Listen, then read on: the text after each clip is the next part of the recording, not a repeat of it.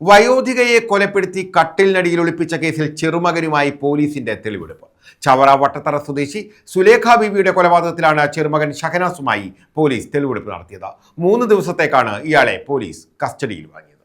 ചവറയിൽ വയോധികയെ കൊലപ്പെടുത്തി മൃതദേഹം കട്ടിലിനടിയിൽ ഒളിപ്പിച്ച സംഭവത്തിൽ ചെറുമകനുമായി പോലീസ് തെളിവെടുപ്പ് നടത്തി.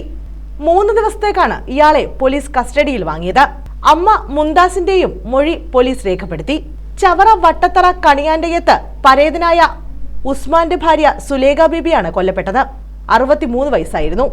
വീട്ടിലെ കിടപ്പുമുറിയിലാണ് ഇവരുടെ മൃതദേഹം കണ്ടെത്തിയത്. കാല് ചാക്കിനുള്ളിലേക്ക് കയറ്റിയ നിലയിലായിരുന്നു. സുലേഖ ബീബിയെ കാണാതായതിനെ തുടർന്ന് അന്വേഷിച്ചപ്പോഴാണ് കട്ടിലിനടിയിൽ മൃതദേഹം കണ്ടത്.